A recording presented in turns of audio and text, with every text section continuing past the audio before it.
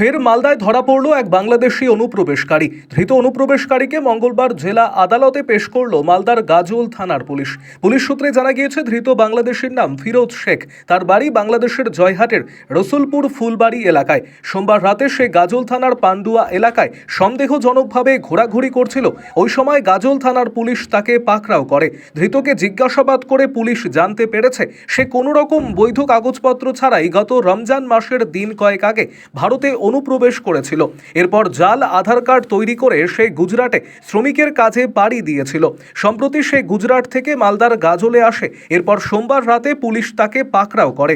মঙ্গলবার ধৃতকে পেশ করা হয় মালদা জেলা আদালতে।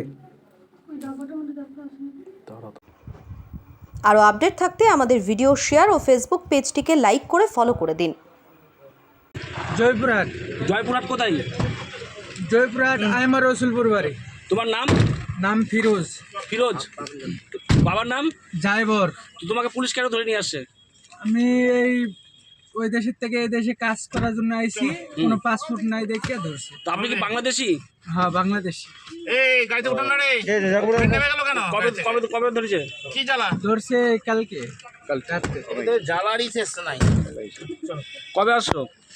আসি তো রোজার 15তে এসে গুজরাটে কাজে গেছিলাম টাওয়ারের কাজে। এখানে কত বছর ধরে আসছো? কতদিন ধরে?